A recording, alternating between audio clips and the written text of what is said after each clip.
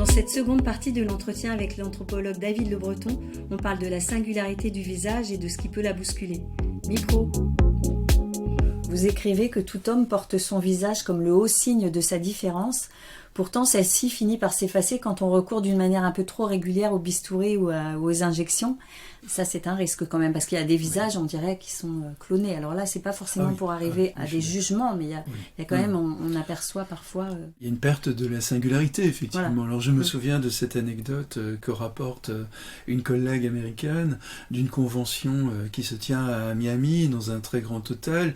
Tous les hommes sont partis dans leur séminaire, les épouses attendent en bas à l'accueil, et puis voilà l'ascenseur qui arrive, il y a un homme qui sort, qui prend son épouse par le bras et qui lui dit « Chérie, il faut qu'on y aille ». Et quand il se retourne vers cette femme, c'est pas son épouse, quoi. Il s'est trompé d'épouse.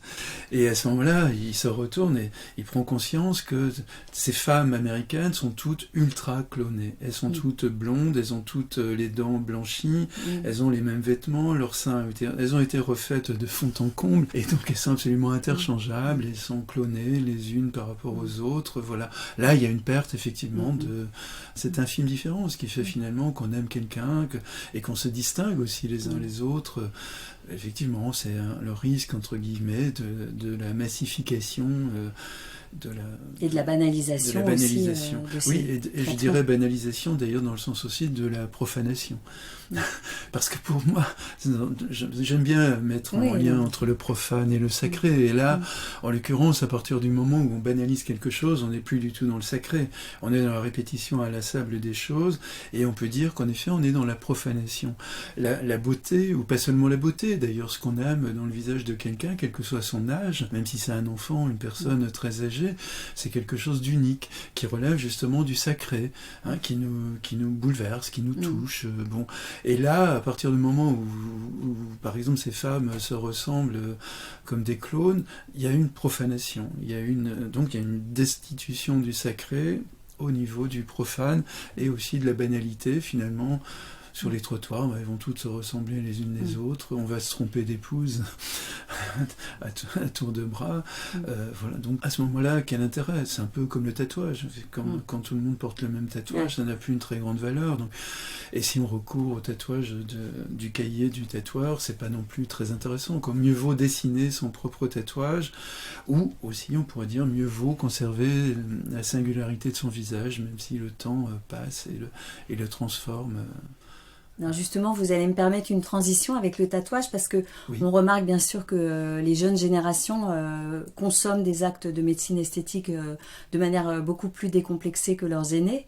Et je me demandais si ces actes, donc se faire injecter dans les lèvres pour avoir une bouche plus pulpeuse, se changer son nez ou les contours de son visage, est-ce que ce n'est pas aujourd'hui une façon, comme les jeunes d'il y a 20 ans utilisaient le tatouage et peut-être le piercing, aujourd'hui c'est la médecine ou la chirurgie esthétique, est-ce que c'est une façon d'agir sur son corps quand on est jeune, le recours à la médecine ? Il y a une simultanéité de toutes ces démarches, l'une ne chasse pas l'autre, le tatouage est extrêmement important aujourd'hui, le piercing un peu moins, mais il existe encore, et puis il y a plein d'autres, on pourrait évoquer aussi les régimes alimentaires ou tout un tas d'autres, le culturisme du côté des hommes. Donc non, on est dans des pratiques culturelles qui se banalisent, qui font qu'il n'y a pas de... On les adopte parce qu'elles sont là, tout simplement. Donc dans les années 80, 90, on faisait autre chose d'ailleurs. Il y avait une moindre marchandisation du corps. C'est ce que j'ai souvent analysé dans mes livres. À partir des années 90, début des années 90, il y a une incroyable marchandisation du corps. Le corps s'envole en quelque sorte, il se différencie du sujet. C'est ce que j'ai appelé le corps alter ego. C'est le dualisme du monde contemporain, l'opposition entre mon corps et moi, voilà, mon corps. Donc on peut dire mon corps, son corps, c'est comme si les corps se promenaient tout seuls dans la rue, et comme si on n'était plus des individus, des personnes, je veux dire, et des personnes incarnées par définition. Or, avant les années 80, 90, on parlait peu finalement du corps. C'était évident qu'on n'avait pas devant nous un corps, mais on avait une personne. Mais tout d'un coup, le marketing, à de multiples niveaux, évidemment, a insisté sur le fait qu'il fallait prendre son corps en main, il fallait le remanier, et puis qu'on disposait d'innombrables d'innombrables techniques qui ne coûtaient pas forcément trop cher, voilà, pour avoir un corps à soi, un corps pour soi, un corps qu'on croit singularisé, mais comme finalement le choix, il est comme si on était dans un immense supermarché, on a le choix effectivement entre 30 marques de pain d'épices ou de pâtes, et puis voilà notre choix, mais beaucoup de gens croient qu'ils sont effectivement dans une liberté incroyable de remanier leur corps, de réinventer leur corps. En fait, ils répondent aux injonctions du marché. Surtout que les jeunes générations, ceux qui vont, parce qu'évidemment c'est pas toutes les très jeunes femmes qui vont faire des changements comme ça sur leur visage ou leur corps, mais souvent elles suivent des influenceuses via les réseaux sociaux, et là pour le coup c'est pas un choix immense, c'est un peu comme on parlait des femmes d'un certain âge qui finissent par être clonées, là c'est pareil au niveau de la coiffure, justement, est-ce que ce n'est pas encore plus risqué quand on est jeune et qu'on n'est pas encore complètement sûr de son identité, ou est-ce que c'est pas plus risqué de recourir à ces... Le risque, évidemment, il est de procéder à des opérations de chirurgie esthétique alors que le corps n'est pas encore totalement formé. Et ça, c'est un problème qui a souvent été dénoncé dans la chirurgie esthétique. Il y a des pays, notamment en Allemagne, où énormément d'adolescentes, par exemple, recourent à la chirurgie esthétique, alors qu'elles sont en pleine croissance. Et donc, quand elles ont 16-17 ans, on ne peut pas vraiment savoir quel sera leur corps à 20 ans ou plus. Donc notre corps, à cet âge-là, en tous les cas, il est éminemment en mouvement. Donc le risque, en effet, c'est qu'une opération qui leur paraît valable à un moment, déjà aboutisse à des résultats qui ne sont pas très satisfaisants au niveau esthétique, mais même qu'elles regrettent effectivement, finalement, d'avoir été un peu... En France, je crois qu'on n'a pas le droit d'opérer avant 18 ans. Avec l'autorisation des parents, vous pouvez. Et là, de toute façon, les parents vont donner forcément leur autorisation. Parce qu'ils n'ont plus le choix dans le monde d'aujourd'hui, où ce sont souvent les enfants qui dictent les comportements des parents, à de multiples égards en tous les cas. Il y a une espèce de parentalisation des enfants et quasiment d'infantilisation des parents qui trouble énormément les rapports de génération et qui fait que parfois pour des enfants c'est difficile de grandir dans ce contexte, ils ne savent plus du tout à qui s'identifier. Alors on retrouve le même problème dans le tatouage d'ailleurs, ces tatouages d'engouement quand on a 16-17 ans, mais qu'on regrette 3 ans après parce qu'on s'est tatoué je sais pas, le logo de son groupe métal favori, alors que tout d'un coup, très vite on a complètement changé de goût et on se fait évidemment railler par les autres. T'en es resté là, toi, etc., etc. Donc il peut en aller à mon avis de même, d'opérations extrêmement précoces qui n'ont pas été suffisamment réfléchies par la jeune et qui l'amènent donc finalement à se détester peut-être pour un certain nombre d'entre elles, se détester d'avoir cédé à une influenceuse, d'avoir été vraiment idiote, sans aucune intelligence, et puis d'avoir des lèvres pulpeuses, mais il faut les assumer après dans la vie courante, parce que c'est aussi une voie ouverte au harcèlement, aux propositions, etc. Et donc, quand on a 15-16 ans et qu'on veut absolument être aimé, ça peut paraître une technique absolument formidable, et puis en prenant de l'âge, en aimant vraiment quelqu'un, etc., ça peut paraître un peu dangereux, quoi, même dans la relation de couple d'ailleurs.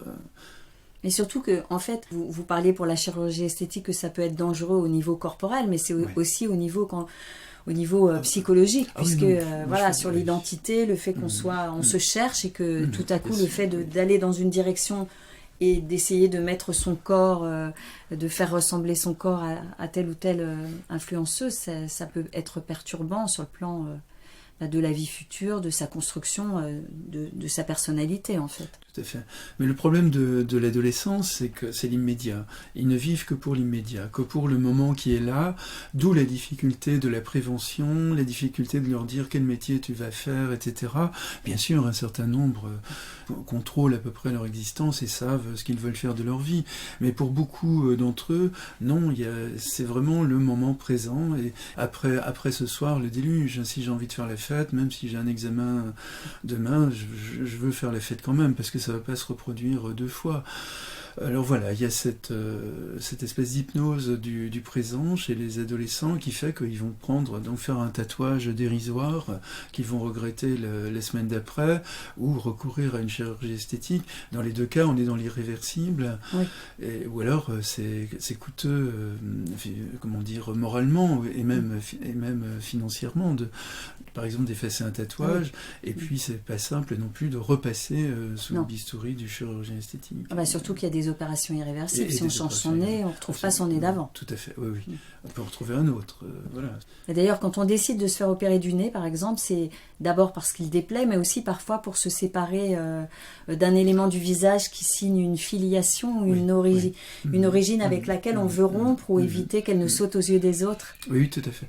Oui, c'est le problème d'ailleurs de la chirurgie ethnique qui est beaucoup dénoncée en Amérique latine notamment.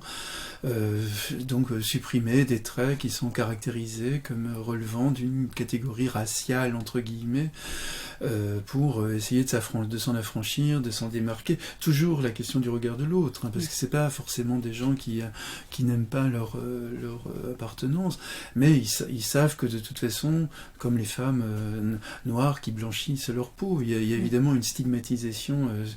Plus la peau est noire, plus elle est stigmatisée. Il y a des nez, entre guillemets, présumés raciaux, fantasmés comme tels, ou d'autres points du visage qui sont trop associés à une appartenance amérindienne ou noire, ou je ne sais pas quoi. Et donc ça, c'est beaucoup de militantes féministes, en tous les cas en Amérique du Sud, combattent ça farouchement. Mais en même temps, évidemment, le problème, c'est que ça n'empêchera pas ces femmes qui ne recourent pas à ces chirurgies-là vont continuer à se sentir méprisées, etc. Je pense. Le problème, d'ailleurs, je pense à l'Amérique latine, c'est que la chirurgie esthétique est la seule manière pour ces femmes de s'élever socialement. Une bonne de Rio, elle est dans le fantasme que si elle a des seins de telle manière, des cuisses de telle manière, elle va peut-être être aimée par un type qui a de l'argent. Je me rappelle d'ailleurs d'un mémoire de maîtrise à l'époque qui avait été fait par une de mes étudiantes, je crois qu'elle était colombienne, et qui dans son travail montrait que les femmes de milieux très populaires qui recouraient à la chirurgie esthétique en Colombie avaient pour ambition fondamentale d'être des maîtresses ou des épouses des narcotrafiquants. Ah oui. Voilà, parce que là, les narcotrafiquants, évidemment, eux, étaient dans le formatage. Il fallait que les femmes soient de telle ou telle manière, de leur sein, etc. Donc elles travaillaient comme des dingues, ou elles se prostituaient même, pour pouvoir accumuler l'argent qui allait permettre la chirurgie. Alors il y a ce problème-là, et puis il y a d'autres problèmes qui sont plus, inhérents à une histoire de vie dans une famille. Après un inceste, des trucs comme ça, on comprend qu'effectivement, il y a une volonté de rompre fondamentalement avec tout ce qui peut rappeler l'horreur, ou des fois c'est simplement le manque d'amour, ou le fait que le père, souvent c'est du côté du père que ça se joue quand même, mais une volonté donc de se mettre au monde par soi-même. Ça peut être aussi finalement la mère, même dans mon expérience c'est moins le cas. Mais en tous les cas, les origines sont néfastes, pitoyables, contestables, parce qu'il y a eu de la violence, il y a eu un manque d'amour, et on ne veut absolument pas ressembler à ces personnes. Et là, s'il y a un trait trop signifiant de ses origines, alors on veut rompre avec, justement pour se donner une nouvelle naissance. On est vraiment dans des formes de renaissance, de parcours initiatique ou d'un franchissement initiatique. Je ne veux plus jamais qu'on pense que je ressemble à ma mère ou à mon père. Et là, ça ne peut être qu'infiniment thérapeutique, évidemment. À un moment dans votre livre, d'ailleurs, vous associez la chirurgie esthétique à une forme de chamanisme. Oui. Ça m'a fait sourire et en même temps, je comprenais effectivement. Les chirurgiens esthétiques manipulent du sens, ils manipulent de l'identité. Quand même. Notre corps, c'est notre identité, et fondamentalement notre visage.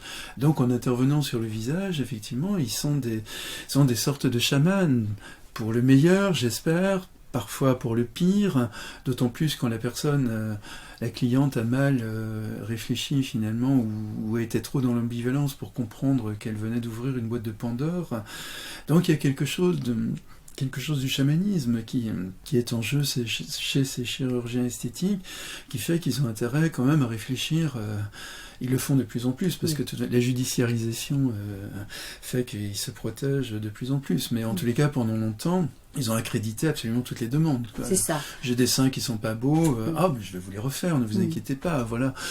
Ce qui fait d'ailleurs que la chirurgie esthétique a eu très mauvaise presse pendant longtemps, jusque dans les années fin des années 80. Oui, c'est vrai. Ça a changé, certes, mais il y a encore des chirurgiens esthétiques alors qui travaillent avec le nombre d'or. Qui disent, donc ils font des mesures et qui se prennent un peu pour un artiste quand même. Donc est-ce que le risque là encore, ce n'est pas d'ôter la singularité d'un visage si on se dit on va le transformer comme si c'était de la matière, de l'argile ou pour faire naître la beauté ou la jeunesse?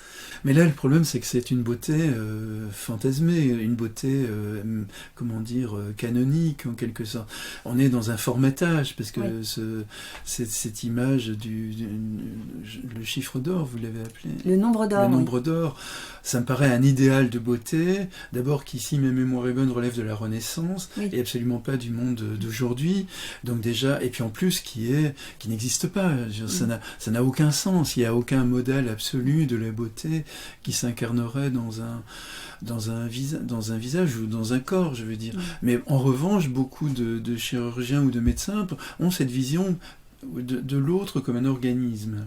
Non pas comme un sujet, donc relevant d'une singularité, mais comme un organisme pur. Donc, c'est ça qu'on reproche, que moi je n'ai cessé dans tous mes livres de reprocher à la médecine, de ne jamais nous traiter, de ne pas souvent nous traiter comme sujet, mais plutôt comme organisme. Et là, le chirurgien qui prétend recourir à ce nombre d'or, il est dans la même logique, de voir l'autre comme un pur organisme, mais il ne prend pas du tout en compte les désirs, les particularités du corps, il ne prend pas en compte la manière dont cette personne va assumer.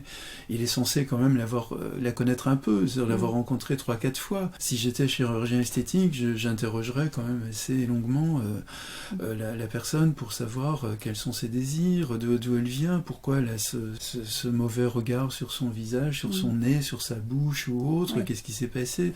Et puis ce serait d'ailleurs aussi une manière d'induire une confiance, une confiance réciproque. Donc le gars, ce sont quasiment toujours des hommes d'ailleurs dans la chirurgie esthétique, le gars qui dit à une femme, je vais vous mesurer, on va voir exactement comment on va apprêter vos seins et vos cuisses.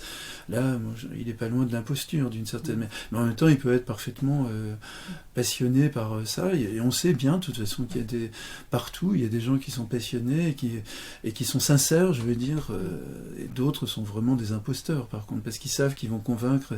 C'est un argument, évidemment, auprès de certaines femmes. Vous savez, l'idéal de la beauté, c'est le nombre d'or, etc. Ils disent, je ne savais pas. Écoutez, moi qui veux tellement être belle, allez-y. Voilà. Mais on est dans la manipulation, à mon avis. Alors, selon l'adage cher à certaines de nos grand-mères, il faut souffrir pour être belle. Vous qui avez beaucoup écrit sur la douleur, sur l'idée qu'elle permet dans certains cas de se sentir vivant et vraiment soi-même, est-ce que certains actes de médecine et de chirurgie esthétique finalement peuvent être prisés aussi parce qu'ils invitent à dépasser l'inconfort de suite opératoire, voire des complications douloureuses? Est-ce que certains pourraient aller vers ces traitements parce qu'il y a un espèce de challenge comme ça à se dépasser? Alors j'ai souvent entendu cette formule, mais plutôt chez des plus jeunes, no pain, no gain. Ça, quand je travaillais sur le tatouage, le piercing, les pratiques de suspension, les implants sous-cutanés et autres, j'ai entendu cette formule plein de fois. Mais là, dans la chirurgie esthétique, en principe, on ne souffre pas, évidemment, puisqu'il y a une anesthésie. D'ailleurs, rappelez-vous la fameuse performance de Orlan, magnifique. Et Orlan a toujours dit qu'elle récusait absolument tout engouement pour la douleur. Elle avait recouru à une péridurale, si ma mémoire est bonne, pour cette performance magnifique. Donc je ne crois pas que les femmes qui recourent à la chirurgie esthétique en souffrent. Non, on n'en souffre pas parce que, comme vous dites, il y a une anesthésie et après on donne des antalgiques, mais c'est l'idée de faire quelque chose d'impliquant quand même. Oui. Ah oui, non, de ce point de vue-là, oui, il y a un sacrifice, il y a un pari en tous les cas, il y a un pari sur l'avenir, c'est une prise de risque, où ça passe ou ça casse, ça peut être un pari merveilleux avec une bouffée de sens, un regain de vitalité, ou au contraire, la découverte finalement que le désir, la réalisation n'est pas du tout tout à la hauteur du désir qu'on en avait. Et à ce moment-là, on prend conscience, effectivement, que ce qui fait la valeur d'un désir, c'est de demeurer désir et de ne pas trop s'incarner, parce que souvent, on est forcément dans la mélancolie de ce qu'on a fait. Et là, tous les chirurgiens esthétiques ont un tas d'exemples d'avoir complètement répondu au désir de la femme. Pour eux, techniquement, le résultat est absolument magnifique, et ils se retrouvent devant des femmes qui leur disent non, je veux revenir comme avant, ou je ne me supporte pas comme ça, ou autre. Et là, on entre dans la question de la judiciarisation, qui fait qu'il est essentiel que les chirurgiens soient vraiment très attentifs à la personne qu'ils vont opérer. C'est sûr, c'est complexe, parce qu'effectivement, quand une intervention ou un traitement est réussi, on ne connaît pas finalement à l'avance vraiment l'impact profond sur la personne.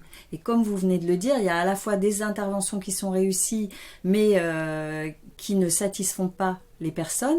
Et à l'inverse, moi j'ai entendu aussi des chirurgiens esthétiques me dire « j'étais pas spécialement enthousiaste par rapport au résultat et ma patiente était très contente ». Donc c'est vrai que c'est complexe finalement de modifier un visage et un corps. Oui, il y a même des opérations ratées que la patiente voit comme merveilleuses. Et le chirurgien n'ose plus dire qu'effectivement il a loupé quelque chose. Donc là, ce qui est important, c'est le regard sur soi, en tous les cas, parce que là, finalement, le point de vue du chirurgien, on s'en moque complètement. C'est une fois que l'opération est faite, le centre de gravité, c'est la patiente. Et est-ce qu'elle est bien dans sa peau, dans sa vie? Est-ce que c'est une renaissance ou au contraire un sentiment de dégradation et une quête sans fin, finalement, d'une opération? Il y a aussi le trouble de femmes qui ont l'impression que tout le monde regarde un défaut de leur visage. Ah, la dysmorphophobie. Même sans aller si loin. Sans aller si loin. Non, je me souviens de textes de Maurice Mimoun, que je cite d'ailleurs, je crois que c'est aussi dans Des visages, qui raconte, une fois, il voit deux femmes qui parlent toutes les deux, et il se demande vraiment pourquoi elles sont entrées, il les trouve magnifiques l'une et l'autre. Et puis finalement il y en a une qui prend la parole pour l'autre, qui dit ma copine n'ose pas vous le dire, mais elle a l'impression que tout le monde regarde, et Mimoun dit j'ai même pas vu ce truc, et il sait plus très bien s'il doit accréditer cette demande ou travailler sur le sens. Alors, c'est quelqu'un plutôt qui travaille sur le sens, et qui va, je me souviens que là dans ce récit, il explique à cette jeune femme que lui-même en tant que hyper spécialiste, ça ne l'avait même pas frappé, et maintenant qu'il la voit, il trouve que c'est finalement c'est très beau, ça lui va très très bien. Donc il lui demande de réfléchir un moment avant de recourir, voilà. Donc là, on est devant l'énigme de l'image du corps et des gens qui sont magnifiques. Rappelez-vous Marilyn Monroe, d'ailleurs, qui avait une très très mauvaise image d'elle-même, liée à son histoire, le manque de sa mère, l'absence du père, etc. Donc elle avait une vision très dépréciée d'elle-même. Et aujourd'hui, quelle est finalement l'icône absolue de la beauté dans le monde? C'est Marilyn, parce qu'elle est sur les frigidaires ou dans les chambres de Japonais, de Chinois, de Boliviens, ou de Parisiens, quelque chose de magnifique. Mais elle ne correspond. Et aujourd'hui, on se dit aussi qu'elle correspondrait moins aux critères de beauté, d'ailleurs. Ah, ça revient, les corps pulpeux comme Marilyn, puisqu'il y a Kim Kardashian. Oui, vous avez raison. Non, je sais. En même temps, pendant longtemps, je me rappelle d'une adolescente qui m'avait dit quoi, Marilyn Monroe, la plus belle femme du monde, mais c'est une grosse vache. Donc, vous voyez l'intériorisation de ce mépris des autres femmes, d'ailleurs, cette subordination à la domination masculine, c'est assez vertigineux. Donc, c'est pour ça que c'est intéressant de discuter sur la médecine et la chirurgie esthétique, justement pour que les gens qui l'envisagent puissent y aller en toute connaissance de cause et avoir bien réfléchi à la question. Parce qu'il ne suffit pas de changer, comme vous le dites, un élément de son visage pour que les choses reprennent leur place et que, justement, ce soit forcément un gain. Voilà, il y a une alchimie du sens. Donc parfois c'est infiniment propice, je dirais dans la majorité des cas. Parfois au contraire, c'est très dangereux pour l'estime de soi, pour le sentiment d'identité. Quand on essaie de modifier son visage ou de modifier son corps, on joue avec le feu parce qu'on joue sur son identité. Et là, c'est seulement l'avenir qui détient la réponse sur la qualité justement de la pertinence de cette intervention de modification de soi. Oui, en même temps, si on y réfléchit bien avant, on joue un peu moins avec le feu. Je suis complètement d'accord, oui. Non, le problème, on en a parlé tous les deux, c'est que beaucoup de femmes, et surtout les plus jeunes, n'ont pas du tout ce recul de se projeter dans le temps, de s'imaginer dans 2 ans, dans 5 ans, dans 10 ans, comme pour le tatouage. Et voilà, ils aiment ce tatouage à 15 ans, ils vont l'aimer absolument toute leur vie. Mais non, quand on a 80 ans ou 50 ans, on n'est absolument plus du tout la même personne. Et cette opération qu'on avait tellement désirée et qu'on avait aimée peut-être pendant quelques années, peut se révéler finalement un piège. Enfin une opération à double tranchant, si je puis dire. Ça a marché un moment et soudain ça ne marche plus du tout. Et peut-être parce qu'il y a aussi une rencontre amoureuse qui fait que le compagnon ou la compagne trouve que c'est vraiment pas beau, pas chouette et que sans doute c'était beaucoup mieux avant. Et à ce moment-là, on change complètement le regard sur soi. Merci David Le Breton. Merci Isabelle. Merci beaucoup David Le Breton pour cet entretien éclairant. Chères auditrices et auditeurs, merci d'être de plus en plus nombreux à écouter ce podcast. N'hésitez pas à partager le lien et à vous abonner, bien sûr. Pour prolonger la discussion ou témoigner, rendez-vous sur le compte Instagram Injonction et Bistouri. Si vous souhaitez en savoir plus sur le lifting ou les injections, vous trouverez plein d'infos dans mon livre « J'y vais pas » publié chez Jean-Claude Lattès. Et à vos écouteurs dans 2 semaines pour un nouvel épisode sans retouche.